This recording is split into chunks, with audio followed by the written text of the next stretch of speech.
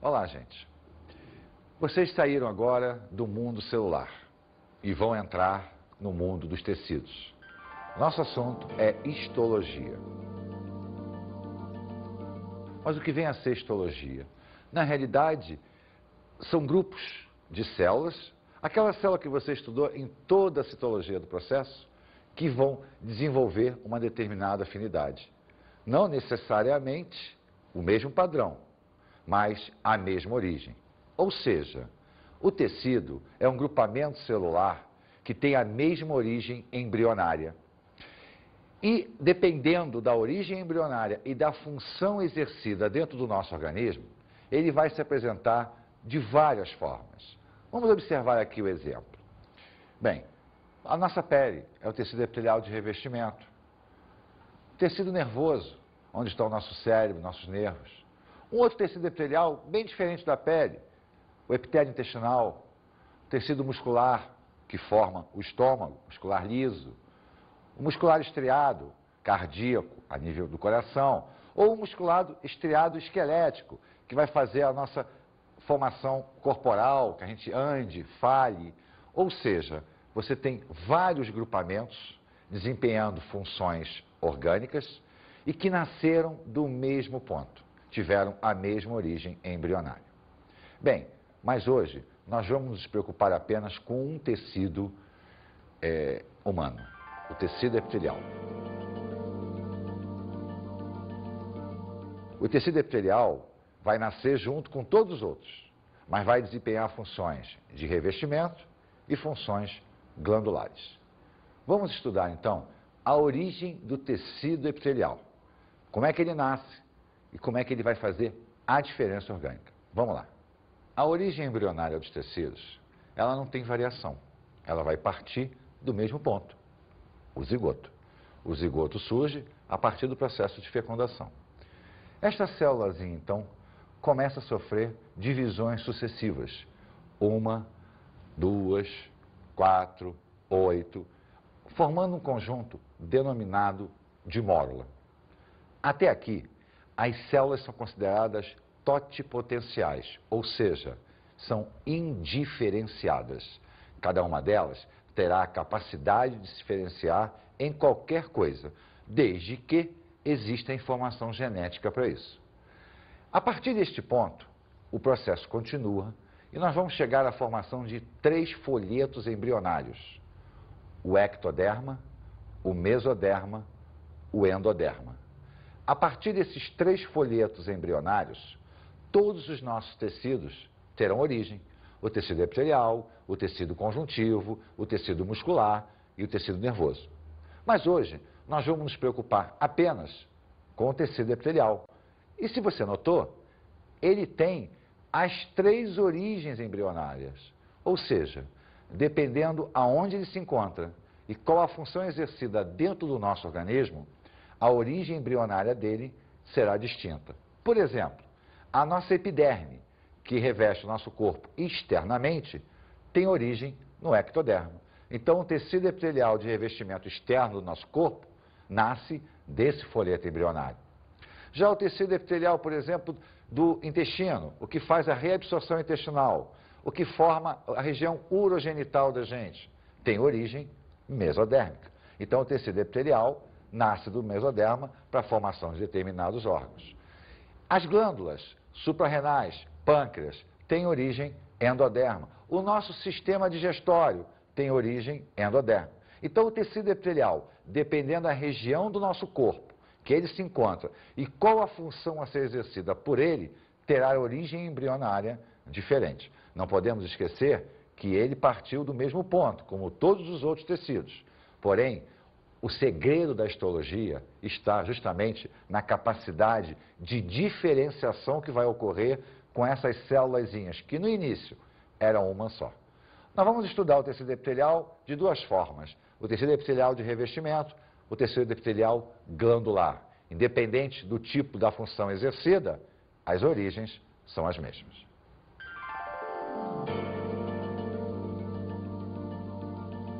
O tecido epitelial de revestimento, ele tem como característica básica a justa posição de suas células, ou seja, Não há espaço entre elas. Basicamente, não existe substância intercelular.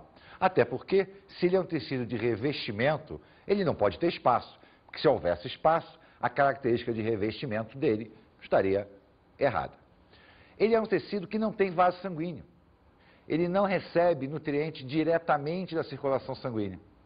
Toda a nutrição do tecido epitelial vem do tecido conjuntivo, porque abaixo de um tecido epitelial de revestimento sempre existirá um tecido conjuntivo. As células epiteliais possuem sempre duas regiões, a região apical, que fica para fora do tecido, e a região basal, que fica junto ao tecido conjuntivo. Nessa região, inclusive, existe uma lâmina basal, que faz a aderência entre as células epiteliais e as células conjuntivas. Só que os epitélios podem se apresentar formados de duas maneiras, por uma camada celular ou por várias camadas celulares. Quando ele é formado por uma camada celular, ele é denominado de epitélio simples. Quando ele é formado por várias camadas celulares, ele é denominado de epitélio estratificado. Vamos olhar os epitélios simples e depois passamos aos epitélios estratificados. O primeiro epitélio é o epitélio simples pavimentoso. Então, olha só, o epitélio simples pavimentoso, ele tem apenas uma camada de células, a lâmina basal e o tecido conjuntivo. E ele está presente aonde? Aonde as trocas são necessárias, alvéolos pulmonares, capilares sanguíneos, onde o meio externo tem que atravessar para o meio interno, o meio interno tem que atravessar para o meio externo. Então, é um epitélio que permite uma troca muito rápida e muito eficiente. O segundo epitélio simples é o epitélio cúbico. Ele vai estar presente em áreas onde a troca também é necessária, porém com uma atividade celular mais intensa. Por exemplo, os túbulos renais. As células têm um formato cúbico que vão capturar elementos do meio externo e transferir para o interior. Por exemplo, o nosso tubo contornado renal, ele é capaz de tirar alguma coisa do sangue, mas ele tem que trazer de volta aquilo que nós perdemos e não deveríamos perder. Então, essas células fazem uma atividade celular muito intensa, trazendo o que foi perdido de volta para a corrente sanguínea. O terceiro epitélio simples é o epitélio simples prismático, onde as suas células têm uma forma de prisma. Repare sempre, eu continuo tendo uma camada de células aderidas ao tecido conjuntivo. Essa região, por exemplo, está na área estomacal, porque, inclusive, no meio delas existirão glândulas capazes de produzir ácido clorídrico, pepsinogênio, que são enzimas e ácidos que vão participar do processo digestório. Então, são células longas, de aspecto prismático, que formam o interior do nosso estômago. Bem, acontece que em determinadas situações é necessário a existência de mais de uma camada celular. Neste caso, o epitélio simples não seria suficiente. Vamos ter, então, o epitélio dito estratificado. E o primeiro deles é o estratificado pavimentoso. Vai formar o quê? Um pavimento. Repare, várias camadas celulares aderidas a um tecido conjuntivo. Então, a alimentação de todas essas célulazinhas aqui provém do tecido conjuntivo. Por difusão, as substâncias passarão para o interior. Onde é que nós vamos encontrar esse epitélio estratificado? Sistema respiratório, em algumas partes dele, na laringe, por exemplo, no esôfago. Então, ele vai proteger, vai revestir e ele resiste ao atrito, justamente por apresentar várias camadas. Sendo que as camadas mais próximas da região conjuntiva têm uma capacidade mitótica muito intensa. O que isso significa? Elas se multiplicam ativamente para substituírem as camadas superiores que vão se perdendo, dependendo do atrito. O outro epitélio estratificado é o epitélio estratificado prismático. Repare, nós temos uma forma prismática, várias camadas aderidas ao tecido conjuntivo. Nós vamos encontrar isso, por exemplo, na área urogenital, principalmente no sistema reprodutor, onde o atrito é muito intenso. Mucosa vaginal, por exemplo, onde há o atrito da relação sexual. Então, esse tecido aqui confere resistência às regiões mais internas. Nós não podemos esquecer que o tecido epitelial é um tecido de revestimento. Consequentemente, ele é um tecido de proteção aos órgãos mais internos. Daí, apresentar uma região bem mais resistente, bem mais intensa. O próximo epitélio que nós vamos ver é o epitélio pseudoestratificado. A palavra pseudo significa falso. Falso extrato, porque na realidade ele não tem várias camadas, ele tem apenas uma camada, só que as suas células são irregulares. Repare, você tem uma camada celular, apenas uma, por isso é pseudoestratificado. Esse epitélio é comum nas nossas fossas nasais, no início do nosso sistema respiratório. Isso porque o ar é muito oxidante, ele provoca um atrito muito intenso. Então as células acabam se colocando de tal maneira para que elas possam se proteger contra a ação oxidante do ar. Mas repare, mesmo sendo pseudoestratificado, tem aqui a camada conjuntiva. O próximo é o estratificado de transição. Transição significa mudança. Isso porque ele sofre uma ação muito erosiva, uma ação muito desgastante. Então ele tem a tendência a mudar para um tecido mais resistente. É o epitélio, por exemplo, da nossa bexiga. A urina apresenta uma acidez, apresenta resíduos que atacam as estruturas celulares. Por esta razão, esse epitélio aqui está em constante modificação. As células tendem a se modificar seu formato para proteger melhor, para ter mais resistência contra os agentes que estão atuando em cima delas. Nós temos aqui várias camadas, de formas diferentes, mas várias camadas. A camada conjuntiva, para poder aderir ao sistema, para poder nutrir as células. Porém, essas células, ora se apresentam dessa forma, ora elas se apresentam com um aspecto mais prismático, ora elas apresentam com esse aspecto mais cuboide, não importa. Elas estão se modificando para suportar a ação erosiva do meio. Por isso, é um epitélio de transição.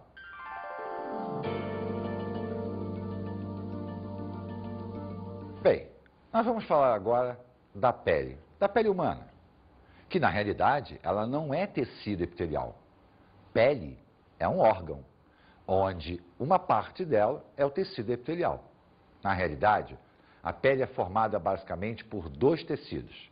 O tecido epitelial de revestimento e o tecido conjuntivo, que no caso da pele ganha o nome de derme, e o tecido epitelial de epiderme. Então a nossa pele é formada por duas partes, a epiderme e a derme. A grande propriedade da nossa pele é revestir todo o nosso corpo. Na realidade, ela é o maior órgão do nosso corpo. Ela representa aproximadamente 16% do nosso peso corpóreo. Mas todo mundo pensa em pele como um tecido que reveste o nosso organismo.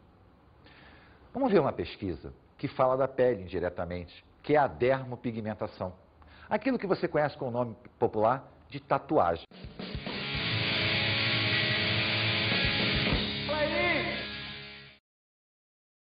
Você sabe me dizer o que é uma dermopigmentação? Não sei, brother. Não sabe, cara? Não sei. Olhe pro seu braço, sua perna. Tatu? Uma tatu. É isso aí. Você sabe me dizer o que é uma dermopigmentação? É uma tatuagem. Isso, é uma tatuagem. Você pode me dizer em que parte da pele fica a tatuagem? Qualquer parte. Qualquer parte? Porque a pele se divide em 3 camadas. Ah, sim. Qual camada da pele ela fica? Fica mais na primeira camada superficial ali. A primeira? Qual camada da pele fica a tatuagem? Você ia poder me falar? Eu acho que na derme. Você sabe me dizer o que é uma dermopigmentação? Deve ser uma doença na pele, alguma coisa. Então, Felipe, me fala um pouco como funciona o processo de dermopigmentação. Bom, vou explicar por partes para você, como é que funciona o negócio. Tatuagem na hora de traçar, né, cara, ela pega até uns 2 milímetros, tá? É para traço grosso, tem traço fino que vai menos, é para realismo, né? Traço como essa sua, que é uma tatuagem oriental, né, ela pode pegar até uns 2 milímetros, até um pouquinho mais. Para pintar, no caso, nessa tatu aí, cara, ela pegaria ali 1,5 milímetro até 2. Em realismo já pegaria menos, né? Pegaria até 1 no máximo. Vamos olhar agora um corte que a gente chama de corte histológico da nossa pele. A nossa pele, então, tem duas partes, a epiderme e a derme. A epiderme, tecido epitelial, a derme, tecido conjuntivo. Entre as duas, nós temos a lâmina basal, que vai aderir toda a epiderme à derme. E através da lâmina basal é que os nutrientes passarão da região conjuntiva para as células da epiderme e os resíduos da epiderme para a região conjuntiva. Acontece que a nossa própria epiderme, tecido epitelial de revestimento, ela tem duas partes, a parte mais externa e a parte mais interna. A parte mais externa forma a camada córnea, porque as células são queratinizadas. Apresenta uma substância chamada de queratina, que vai impermeabilizar a nossa pele. Mas essa história começa aqui embaixo, próxima à lâmina basal. As células epidérmicas aqui têm um processo mitótico muito intenso. Elas se multiplicam constantemente. E à medida que elas vão se multiplicando, elas vão sendo empurradas para a região mais superficial. À medida que elas vão subindo, elas passam a produzir queratina. Só que a queratina vai impregnando a membrana plasmática, acaba matando a célula. Então a região córnea é uma região de células mortas, que está em constante descamação. Qualquer atrito na nossa pele faz com que a gente perca várias células, milhares de células. Mas isso não é problema, elas serão automaticamente reconstituídas. Dependendo da pressão externa exercida nesta região, a camada córnea pode ser maior ou menor. Se nós considerarmos, por exemplo, a sola dos pés, a camada córnea se torna maior, justamente porque o atrito desenvolvido é muito mais intenso. O calo, por exemplo, o que é o calo? É uma pressão da área externa que faz com que a camada córnea seja aumentada. Com isso, ela se torna maior e, obviamente, exerce uma pressão maior na região interna, provocando, às vezes, dor. Então, a nossa epiderme tem uma camada de células vivas, bem ativas, e uma camada de células mortas, que é a camada córnea. Na região mais baixa, existe um grupamento celular chamado de melanócitos. Os melanócitos produzem uma proteína denominada de melanina, que é o que vai dar a pigmentação da nossa pele. A melanina vai escurecer ou vai clarear, dependendo da sua concentração nesta região da célula aqui. Só que a produção maior ou menor de melanina sofre a influência da radiação solar. Por quê? Porque, na realidade, ela vai ter uma grande importância para proteger toda essa região interna da radiação ultravioleta. Então, quando o Sol incide nas regiões mais externas da nossa pele, a radiação atravessa, estimula os melanócitos a aumentarem a produção de melanina, e inclusive escurecer um pouco mais a melanina, e elas vão sendo levadas para as camadas mais superficiais. Com isso, forma uma região protetora contra a radiação ultravioleta. Quanto mais melanina nós temos, maior a proteção contra a radiação ultravioleta. A nossa pele, então, tem a área conjuntiva, tecido conjuntivo, que é a derme, que é muito vascularizado, inervado, todas as regiões de sensação de tato, pressão, estão nesse trecho. E é onde nasce também o nosso cabelo, o nosso pelo. O cabelo se desenvolve aqui, ele cresce, ultrapassando a região epidérmica, indo para o meio exterior. Vamos ver agora o tecido epitelial glandular. Mas qual será a grande diferença do glandular para o revestimento? O glandular, ele ganha a capacidade de produzir uma substância, ele ganha a capacidade de secretar. Mas, como o próprio revestimento, ele é um tecido epitelial, logo tem origem embrionária. E essa origem embrionária que nós vamos estudar agora. O tecido glandular, ele começa por um processo de invaginação. Então eu tenho aqui, o ectoderma, e as células começam a crescer para dentro. Este processo denomina-se invaginação. Ela vai se multiplicar e vai começar a se desenvolver no sentido interno do tecido, o que nós podemos observar com melhor detalhe na outra imagem, que mostra esse crescimento para o interior do tecido. E aí nós começamos a notar uma grande diferença, uma área mais estreita e uma área mais larga. Essa área mais estreita vai dar origem ao que nós chamamos de duto de secreção, que é o tubo responsável por transportar o que a glândula vai produzir para o meio exterior. E uma área mais larga, uma base, que é a área efetivamente produtora, é a área secretora. Então a glândula começa a se desenvolver na superfície, vai penetrando, até que toda a sua área secretora esteja pronta e o seu tubo de transporte também. Essa glândula que ganha o tubo, permanece com o tubo e a área secretora, ela recebe o nome de glândula exócrina. Observe, a glândula exócrina tem o duto de secreção e a área secretora. Então ela vai produzir aqui suor, saliva, óleo para manter a nossa pele com uma certa oleosidade, para evitar que ela quebre. Vai produzir nessa região, vai ser transportada para o duto de secreção até a área de ação, na boca, na pele, seja lá onde for. Mas acontece que algumas glândulas também se formam desta maneira. Porém, quando a área secretora está quase que pronta, a abertura fecha.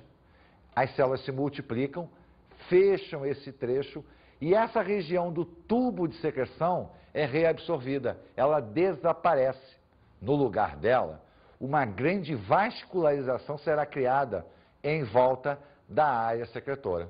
A esta glândula, nós chamamos de glândula endócrina. A glândula endócrina, então, repare, ela perdeu o duto de secreção. Ela fica apenas com a área secretora e uma grande vascularização. Por quê? Porque o produto dela será lançado diretamente na corrente sanguínea. E todo produto de uma glândula endócrina ganha o nome de hormônio. Então, tanto a glândula endócrina quanto a glândula exócrina têm o princípio de formação igualzinho. Nasce do mecanismo de invaginação epidérmica. Entra. Se o tubo permanece, ela é uma glândula exócrina. Se o tubo desaparece, ela é uma glândula endócrina. As glândulas podem ser unicelulares. Por exemplo, as glândulas chamadas de caliciformes, que são as glândulas existentes na traqueia, no intestino, são secretoras de muco. O muco que trabalha no nosso sistema respiratório, o muco desenvolvido a nível intestinal. Se elas forem multicelulares, é porque o conjunto é mais complexo. E aí, as multicelulares podem ser classificadas, inicialmente, pela presença ou não do duto de secreção. Se elas têm o duto de secreção, elas são denominadas de glândulas exócrinas. Lançam o seu produto através desse duto, ou para fora do organismo, ou, por exemplo, para o tubo digestório. Por exemplo, as glândulas salivares, as glândulas sudoríparas, as glândulas sebáceas. Se elas perdem o duto, elas são chamadas glândulas endócrinas, onde o seu produto, os hormônios, serão lançados diretamente na corrente sanguínea. Por exemplo, nós temos a hipófise, a tireoide, as suprarrenais. Mas ocorre que existe um grupamento glandular que ganhou as duas funções, a função exócrina e a função endócrina. Esse grupo é chamado de glândulas anfícrinas ou mistas. A secreção endócrina é hormônio, onde as glândulas apresentam regiões produtoras de hormônio. Se é região produtora de hormônio, não tem duto de secreção. Um exemplo, o pâncreas, os ovários, os testículos. Por outro lado, eles também apresentam secreções exócrinas. Então, eles têm que ter áreas para liberar a secreção exócrina. Então, tem o duto de secreção. No caso do pâncreas, que vai levar as secreções pancreáticas para a área intestinal. No caso dos ovários, a secreção exócrina são os gametas, os ovócitos. No caso dos testículos, a secreção exócrina são os espermatozoides. Então, a classificação da anfícrina é porque ela tem os dois sentidos. Mas a glândula pode ser classificada também pela maneira pela qual ela produz e libera. Se ela produz uma substância e libera apenas aquilo que ela produziu, por exemplo, a glândula sudorípara, ela é chamada de glândula merócrina. Por outro lado, se ela produz, degenera e é liberada junto com a sua secreção, ela é chamada de glândula holócrina. Na realidade, a glândula sebácea, ela é constantemente substituída, porque ela produz a secreção oleosa, degenera, é liberada junto com essa secreção e uma nova glândula vai ser criada naquela região. Então, as glândulas podem apresentar classificação pela forma como secretam ou por onde, para onde elas vão secretar. Bem, então as glândulas podem ser classificadas pela forma como secretam e da maneira pela qual e aonde o produto dela será liberado. Vamos agora escutar um dermatologista a respeito de um grave problema que surge a partir da nossa pele, que é o câncer de pele, provocado, na grande maioria das vezes, por excesso de radiação ultravioleta. Os 3 tipos principais de pele, né? O branco, o moreno e o negro. Então, a pessoa branca, entendeu? Pela diminuição da melanina, que é o pigmento protetor da pele, ela tem muito mais possibilidade de desenvolver câncer de pele, entendeu? Apesar de que tanto o moreno quanto o negro, eles desenvolvem quando expostos a longo tempo na praia ou ao sol. Já está mais divulgado o uso de protetores solares, entendeu? Devido ao problema de câncer de pele. Alguns anos atrás era difícil a gente até encontrar. E com isso se desenvolveram vários tipos de câncer, que eles começam com a queimadura do sol, entendeu? Aquela pele que se expôs mais ao sol forma bolhas e que depois descama. Ela deixa na pele uma cicatriz residual, que é aquelas manchas castanhas, entendeu? Que são fotoenvelhecimento. Algumas são hipopigmentadas ou acrômicas e outras são castanhas. Na idade madura você já pode começar a desenvolver um câncer de pele. Você começa com uma ceratose ou hiperceratose da pele, que são aquelas placas descamativas, ásperas, que se formam na pele, entendeu?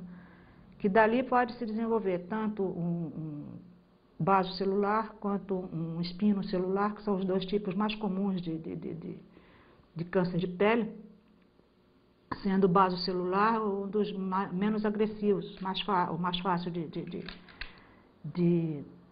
tratar. E o mais grave de todos, que pode ser letal se não for detectado em tempo, é o melanoma. Melanoma ele é formado pelo aumento da produção de melanina. Ele pode se manifestar por modificações de névos, que são essas pintas que a gente apresenta no corpo, que geralmente a pessoa branca com descendência europeia tem em grande quantidade. Entendeu? E isso, quando existe algum fator familiar, que existe antecedente na família com apresentação de câncer de pele, e a exposição aos raios UVA e UVB. O ABC do melanoma, que nós temos aqui a simetria, a borda, a cor e o diâmetro. Então, essas manchinhas que a gente adquire, começam a surgir no corpo da gente na adolescência e que depois acompanham a vida inteira, elas podem se modificar, entendeu? Elas têm a mancha e depois pode modificar a borda dela, dando bordas assimétricas, entendeu?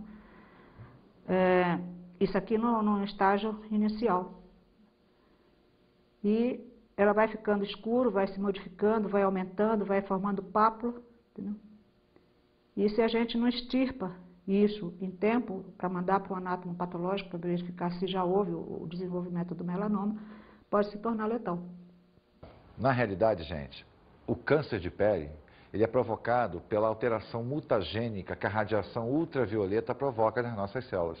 Por mais proteção que as nossas células tenham, elas não conseguem barrar toda a radiação ultravioleta. Por isso é extremamente importante a utilização de filtros solares e os horários de exposição ao sol. Vamos agora às nossas dicas de estudo.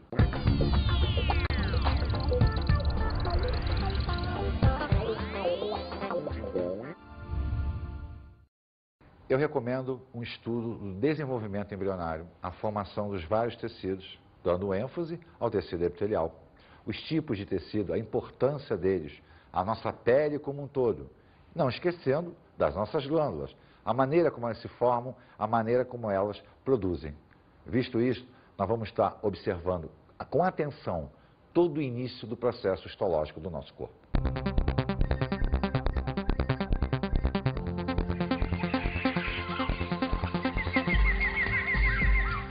Na aula de hoje falamos sobre tecido epitelial de revestimento e glandular. A introdução histológica, o desenvolvimento embrionário para a formação do tecido epitelial e de tecido glandular. Vimos as suas origens embrionárias. Vimos o tecido epitelial de revestimento.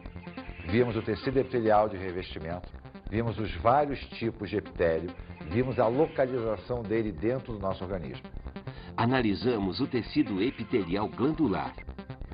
Falamos do tecido epitelial glandular, vimos a sua origem, a sua formação e as características provocadas por cada tipo de célula.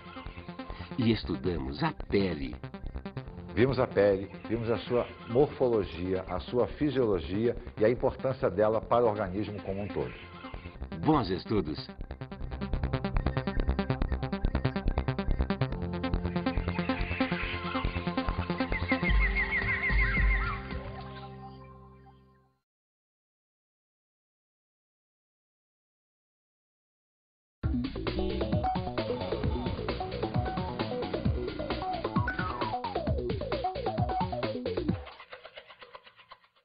Dê importância à origem embrionária, para que o aluno possa fazer o elo de ligação entre a histologia e a citologia.